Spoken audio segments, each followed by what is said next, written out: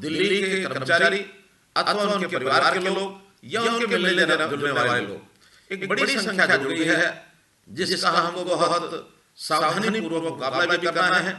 हमने एक कठोर निर्णय लिया है कि दिल्ली के साथ अपने जितने बॉर्डर्स हैं उनके ऊपर सख्ती की जाए, और ये सख्ती बॉर्डर इसलिए करनी पड़ी है कि यदि हम न करें तो वास्तव में जो हमारा उद्देश्य है वो उद्देश्य है कि कोरोना को आगे बढ़ने से रोका जाए। हम कोरोना को लड़ने के लिए इसको रोक रहे हैं, हम कोरोना से डर नहीं रहे हैं, लेकिन जब लड़ाई लड़नी है तो कितनी सहानुभूति हमारी अपने बंधुओं के साथ हो, लेकिन हमें सख्ती करनी पड़ेगी। आत्म सुरक्षा के नाते से हम कोरोना को दिल्ली से हरियाणा में किसी भी कारण से नहीं घुसने देंगे। हमने जितने लोगों का आवागमन है उसको रोकवा दिया है। केवल ऐसी सेवाएं जो बहुत एसेंशियल हैं, अर्थात सब्जी जैसी चीज, दूध जैसी चीज, उसमें भी केवल ड्राइवर और उसके साथ एक व्यक्ति, इनको ही जाने की अनुमति होगी। वापस आने पर ये होम क्वारंटाइन रहेंगे ताकि किसी के साथ इनका संपर्क न बने। कर्मचारी अगर उनकी ड्यूटी दिल्ली में है, दिल्ली रह सकते हैं, अथवा घर आकर छुट्टी लेकर घर में होम क्वारंटाइन रह सकते हैं। बाकी भी सब व्यवस्थाएं ऐसी की गई हैं। तो भी हमने अपने डिप्टी कमिश्नर्स को इस प्रकार के अधिकार दिए हैं कि वो को बहुत ऐसा अनिवार्य यदि कोई आवागमन का मामला होगा तो उसी को वो करेंगे, वरना ये जो इन्फेक्शन है इसको हम हरियाणा में नहीं बढ़ने देंगे। ये हमारा संकल्प है। हमने निश्चित रूप से, जैसा कहा जाता है कि precaution is better than cure, अर्थात हम इस सावधानी को बरतेंगे। प्रिकॉशन लेना बहुत जरूरी है।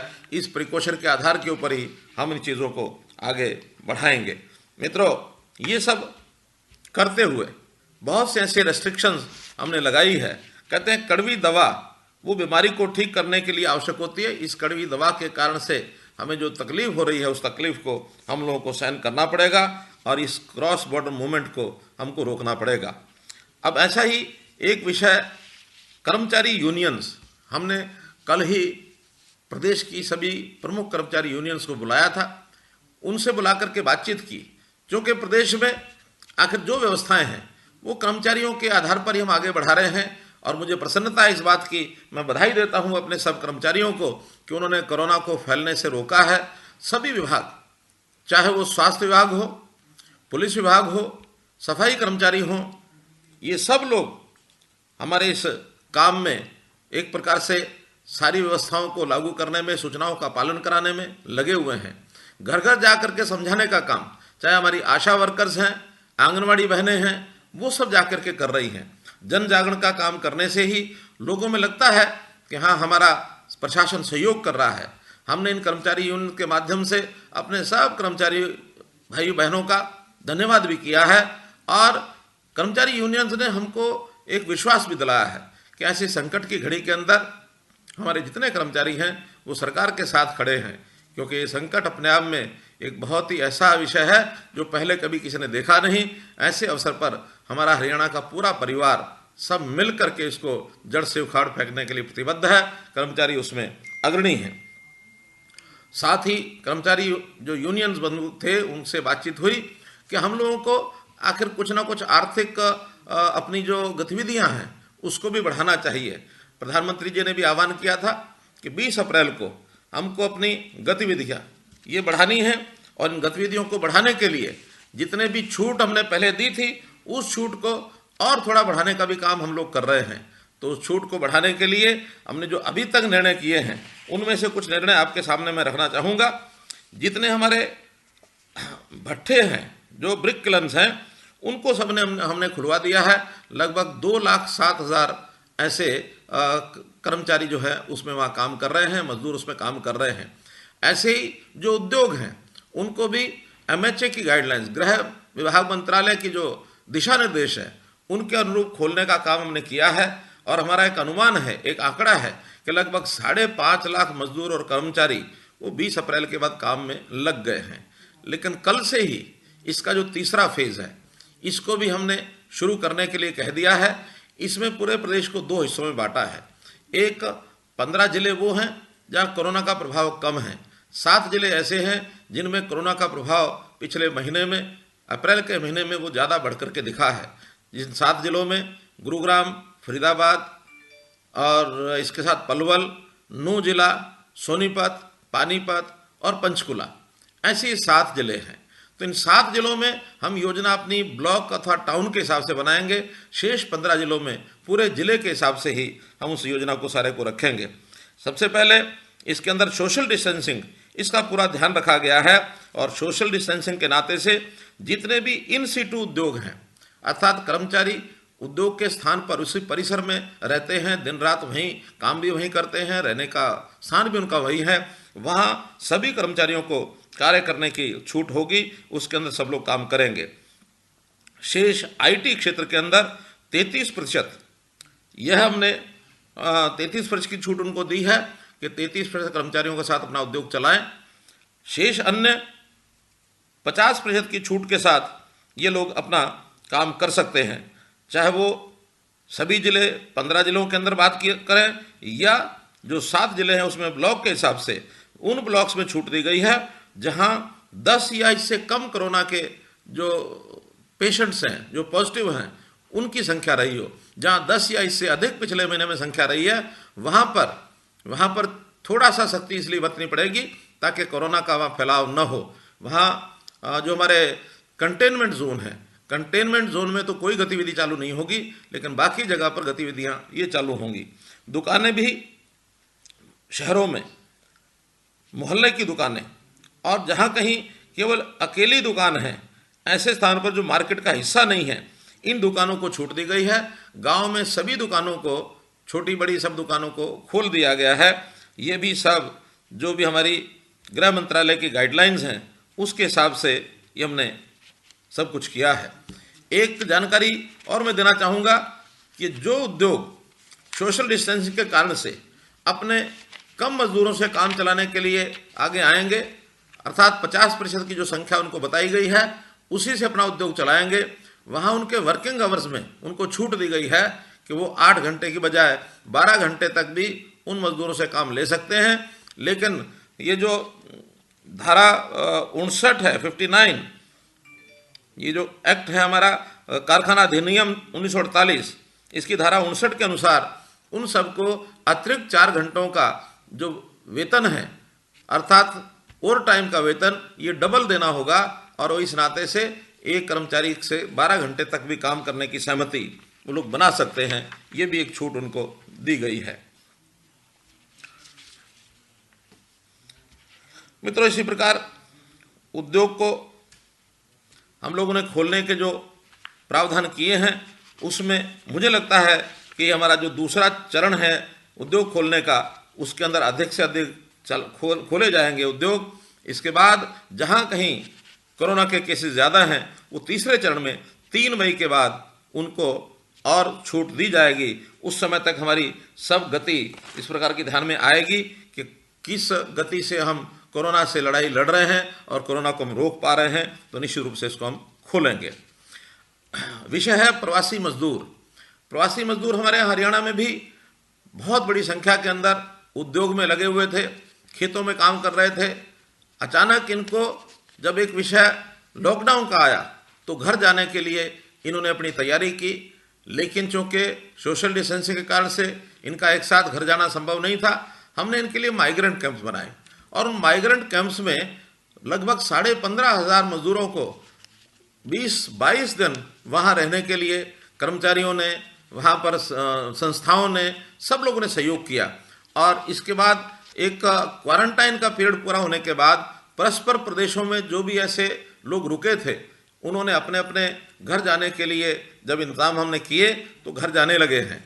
और उन 15 दिनों के अंदर हरियाणा में हमने कम से कम ऐसे जितने प्रवासी मजदूर थे उन भाइयों को कोई तकलीफ नहीं होने दी, बल्कि सेवा भाव से उनका जब सेवा की गई और जाने लगे तो भावनात्मक तरीके के भी दृश्य ध्यान में आए कि जब उस कैंप को छोड़ करके जा रहे थे तो जाते समय ऐसा भी ध्यान में आया कि वहाँ के कर्मचारियों के पैर तक उन्होंने छुए। और जब उनसे पूछा ऐसा क्यों, तो उन्होंने कहा कि हमें परिवार के अंदर भी जितनी सेवा भाव और जितना हमको प्रेम स्नेह प्यार मिलता है उससे ज़्यादा प्यार हमको मिला है। और एक परिवार से जैसे बिछड़ना होता है, इस प्रकार के बिछड़ने का उनका जो एक दृश्य ध्यान में आ रहा है। ये सब मजदूर, हमको इनको मजदूर कहते हैं ऐसा नहीं है, हमारी इस प्रदेश की एक प्रकार की मजबूती के ये अंग हैं। और इस मजबूती को लाने के लिए हरियाणा में जो इन्होंने काम किया, आगे दोबारा से फिर वो काम करने आए, ऐसी हमारी इच्छा है। किन्हीं कारणों से अपने प्रदेशों में भी काम करते हैं, तो उनका सबका 15-15, 20-20 वर्षों से जो यहाँ काम करके गए हैं हरियाणा के निर्माण में, उन्होंने सहयोग किया है।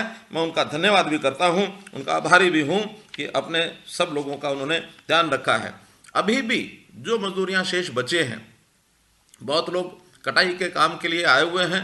ऐसे कटाई के काम वाले सभी कटाई करने के बाद इन लोगों को सबका ध्यान रखा जाएगा। जब भी कोई उचित अवसर आएगा तो इनको इनके घरों में वापस भेजा जाएगा। जब तक इनको यहाँ रहने के लिए कहा जाता है तब तक यहाँ रहें। इनकी सबकी व्यवस्था, इनके भोजन की, खाने की, पीने की सब व्यवस्थाएं यहाँ उनको उचित ढंग से की जाएंगी, एक परिवार की तरह की जाएंगी। हमारे ये अपने अंग हैं, हमारे ये हरियाणा के जैसे लोग होते हैं वैसे ही हमारे लिए ये भाई हैं। भ्रातृभाव से हम लोग इनकी सेवा करेंगे। किसी प्रकार की चिंता इनको नहीं करनी चाहिए, ऐसा मैं इनको इस बात का विश्वास दिलाता हूँ। मित्रों, हरियाणा में चूँकि हमको पता है कि हमारी आर्थिक स्थिति, इस आर्थिक स्थिति का एक विषय सबके सामने मैंने खुले रूप से रखा है। आज मैं फिर उस बात को दोहराता हूँ कि हमको हरियाणा में अपने खर्चे कम करने होंगे, हमको अपनी आय किसी न किसी रूप में बढ़ानी होगी।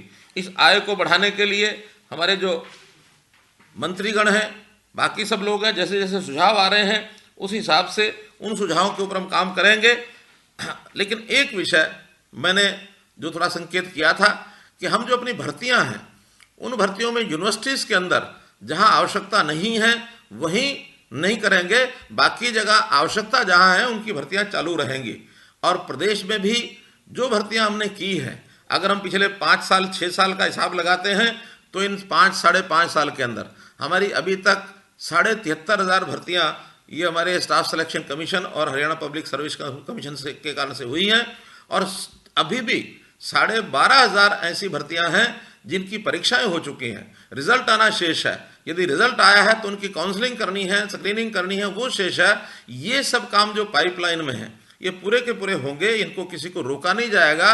और इन 12,500 को मैं जोड़ता हूँ तो ये 86,000 भर्तियां हमने पिछले 5-5.5 वर्ष में की हैं। और ये हमने कभी भर्तियों के कारण किसी कारण से रोका नहीं है। जो खाली पोस्ट हैं, जितनी भी आवश्यकता है, उनको सबको हमने किया है। लेकिन अगर पिछले हमारे 6 साल से पहले 10 साल का हिसाब मैं लगाता हूं तो चाहे स्टाफ सिलेक्शन कमीशन है, पब्लिक सर्विस कमीशन है, 10 साल के पूरे कार्यकाल में भी 86,000 भर्तियां हुई थी। अर्थात वो 10 साल का कार्यकाल और हमारा 5.5 साल का कार्यकाल, ये बराबर भर्तियां कर चुके हैं। आगे 4.5 साल भी जो बचा है समय, उसके अंदर भरपूर भर्तियां की जाएंगी। लेकिन वर्तमान समय ऐसा है जब सोशल डिस्टेंसिंग है, जब ट्रांसपोर्ट के साधन बंद हैं, परीक्षाएं हम करा नहीं सकते हैं। हमारे तो जो स्कूल के विद्यार्थी, कॉलेज के विद्यार्थी, +2 के विद्यार्थी, इनकी परीक्षाएं वो सब शेष हैं। और इस एक विशेष परिस्थिति के कारण से उनकी परीक्षाएं भी हम करा नहीं पा रहे हैं। इनकी परीक्षाएं कराने का अवसर जैसे हमें मिलेगा, जैसे ही वातावरण अनुकूल होगा, सब स्थितियां ठीक होंगी। केवल उस समय तक ही ये प्रतिबंध रहेगा जब तक ये परिस्थितियां ठीक नहीं होती हैं। परिस्थितियां ठीक होने के बाद ये सब काम निश्चित कराएंगे। आप अपने घर पर बैठ करके जो ऐसे बंधु अपने किसी इंटरव्यू के लिए, अपनी किसी परीक्षा के लिए, जॉब के लिए तैयारी करना चाहते हैं, भरपूर समय है, वो इसकी तैयारी करें। और इसके कारण से उनको किसी प्रकार का ये कोई कठिनाई नहीं आएगी। मित्रों, क्योंकि समय ऐसा विशेष है, इस समय विशेष में हम लोग सब लोग कुछ ना कुछ अपने बंधन अगर अपने ऊपर लगाएंगे तो मैं समझता हूँ कि बहुत लाभ मिलने वाला है। मैं तो एक ही बात हरियाणा सरकार की ओर से कह सकता हूँ कि जब मैंने अपने मित्रों से, साथियों के सामने सब विषय रखे तो उन्होंने इसको बखूबी सहयोग करने का जो एक प्रकार से संकल्प दोहराया, जिसके कारण से मुझे बताते हुए आपको संतोष हो रहा है कि सभी 90 विधायक, उसमें 13 मंत्री हैं, 77 MLAs हैं, उन सब लोगों ने अपनी 1 महीने की तनख्वाह, सैलरी ये पूरी की पूरी कोरोना रिलीफ फंड के अंदर ये डाल दी थी। और न केवल इस 1 महीने की सैलरी उन्होंने दी है, बल्कि आगे 1 साल अर्थात अप्रैल से लेकर अगली मार्च 2021 तक पूरे 1 वर्ष 30% सैलरी का अपना कट लगवा दिया है कि 30% की सैलरी हमारी कम कर दी जाए ताकि सरकारी खर्चों को कम किया जाए। मंत्री बंधुओं से जब अलग से बातचीत हुई तो उन्होंने कहा कि हमारे पास जो डिस्क्रिशनरी कोटा है, जो हम समय समय पर अपने हाथ में लेकर के खर्च करते हैं, ऐसी राशि जो 100 करोड़ रुपए से ऊपर है, उसमें से सब बंधुओं ने ये विचार किया कि हमको इस राशि को कम करना चाहिए, तो मुझे ये बताते हुए संतोष हो रहा है कि कुल मिलाकर सभी मंत्री, हमारे स्पीकर, डिप्टी स्पीकर, हमारे गवर्नर महोदय, सब लोगों ने मिलकर 51 करोड़ रुपए की राशि इस बार कम खर्च करने का और एक अपना संकल्प दोहराया है, ताकि हमारे सरकारी खर्च में इसका एक प्रकार से बचत हो सके। ये सब काम किए हैं। सभी बोर्ड्स के, कॉरपोरेशंस के जो चेयरमैन हैं, उन्होंने भी 1 महीने की अपनी जो सैलरी है वो कंट्रीब्यूट कर दी है। एक्स-एमएलएज, उनकी पेंशन 42 एक्स-एमएलएज हैं जिन्होंने अपनी पेंशन का कुछ ना कुछ हिस्सा, कुछ एक्स-एमएलएज ऐसे हैं जिन्होंने पूरी की पूरी अपनी पेंशन 1 महीने की ये इस बार कोरोना रिलीफ फंड में डाली है। उनका भी मैं धन्यवाद करता हूं। तो इस प्रकार से हमारे राजनीतिक लोगों ने कुल मिलाकर करोड़ों रुपए का कोरोना रिलीफ फंड में या सरकारी धन के अंदर जो एक प्रकार से बचत कराई है, उनका भी मैं बहुत धन्यवाद करता हूं। आजकल हमको पता है कि मंडियों में प्रोक्योरमेंट चल रही है। प्रोक्योरमेंट का समय ये भी किसान के लिए, हमारे मजदूरों के लिए, आढ़ती के लिए, ग्रामीण जनजीवन के लिए बहुत ही महत्वपूर्ण ये एक अवसर होता है। इसमें इस बार हमको थोड़ा कठिनाई आई है सोशल डिस्टेंसिंग का पालन करने के लिए। हमने इन मंडियों की संख्या ज़्यादा की है। पहली बार ये प्रयोग हुआ है कि गेहूँ 400 के बजाय 1800 मंडी और परचेज सेंटर्स के ऊपर ये कराया जा रहा है। स्वाभाविक है, इतना विस्तार, चूँकि वहाँ किसी प्रकार की व्यवस्थाएं नहीं थी, नई व्यवस्थाएं बनानी थी। प्रारंभ के 2-3 दिन कठिनाई आना स्वाभाविक था। संयोग से वर्षा बीच में आई, ओले भी कई जगह पड़े, उसके लिए भी हमको सब कुछ संभाल करके अपनी व्यवस्थाएं ठीक करनी थी। कुछ आड़तियों के साथ भी हमारा एक विवाद हुआ था, बाद में उसको सुलझा लिया गया और उस सारे विषय को ठीक करते हुए हमारी प्रोक्योरमेंट बहुत ठीक प्रकार से चल रही है। अभी तक सरसों कुल मिलाकर 3,20,000 मीट्रिक टन ये खरीदी जा चुकी है। इसी प्रकार गेहूं 30 लाख से ऊपर मीट्रिक टन ये मंडियों में आ चुकी है। सरसों की पेमेंट प्रारंभ हो चुकी है। 527 करोड़ रुपए की पेमेंट दी जा चुकी है, जो 47,000 किसानों को मिली है। गेहूं की ये जो पेमेंट है वो आज शुरू कर दी जाएगी। आने वाले 2 दिनों में जिन लोगों ने गेहूं 3 दिन पहले बेची है, उन सबको गेहूं का पैसा ये मिल जाएगा। और इस प्रकार से इस सारे विषय को सारे सुचारू ढंग से हम लोग आगे करेंगे। मुझे एक ही बात आप लोगों को कहनी है कि ये समय बहुत विशेष प्रकार का समय है। इस समय में जैसा हम जानते हैं कि जब भी कोई चलती हुई गाड़ी रुकती है, रुकने के कोई भी कारण हो सकते हैं, लेकिन जब उसको शुरू किया जाता है तो जब शुरू करते हैं तो गाड़ी एक साथ एकदम नहीं दौड़ती है। उसको प्रारंभ करने के लिए स्टार्ट करना पड़ता है। स्टार्ट करने के बाद उसका पहला गियर, दूसरा गियर, तीसरा गियर, गरारी में गरारी फंसते चली जाती है, गियर बढ़ते चले जाते हैं, पहिए अपनी गति पकड़ते चले जाते हैं। और जब सब पहिए गति पकड़ते हैं, गाड़ी आगे बढ़ती है, तो 5वें गियर तक गाड़ी फुल स्पीड में आती है। हम भी कुल मिलाकर के इस कोरोना के कारण से जो हमारे सारे सिस्टम को, पूरे समाज को एक ब्रेक लगा था, एक थम सी गई थी जिंदगी थमी, यानी एक प्रकार से इसको कहना चाहिए कि हमारी जिंदगी यानी थमी है, ये बंद नहीं हुई है। इस थमी हुई जिंदगी को एक रुकी हुई गाड़ी की तरह आगे जैसे चलाया जाता है वैसे हम चलाएंगे। अब आज ये मान के चलें कि जैसे 20 अप्रैल को हमने अपने उद्योग के कुछ आर्थिक गतिविधियों के खुलने का प्रबंध किया था, उस समय मानो पहला गियर लगाया था, तो आज ये मान के चलो कि कल से हम दूसरे गियर में आए हैं और ये लगातार बढ़ते बढ़ते हम आशा करते हैं कि 3 मई को लॉकडाउन का कोई ना कोई चाहे समाप्त होगा और नहीं समाप्त होगा तो लॉकडाउन रखते हुए भी जो इसमें छूट दी जाएगी उस छूट के हिसाब से हम आगे बढ़ेंगे और हम अपनी ज़िंदगी को पटरी पर लेकर के आएंगे। इसको हम ऐसा ना समझें कि एकदम ये बंद हो गया, धीरे धीरे चलेगा और पूरी हम अपने इस सिस्टम को ठीक करेंगे। मैं तो यही कहूँगा कि ज़िंदगी जो शेष है वही विशेष है। इसलिए हम जिस फेज़ में अब आए हैं, इस फेज़ के आगे अपनी ज़िंदगी को सुरक्षित रखना, उसको ठीक ढंग से आगे बढ़ाना, चलाना और उसी का आनंद लेना, ताकि हम अपने जीवन को, अपने आने वाली पीढ़ी को ठीक सुरक्षित ढंग से एक अच्छा भविष्य दें। यही आपसे मेरा निवेदन है। बहुत बहुत धन्यवाद, बहुत बहुत आभार।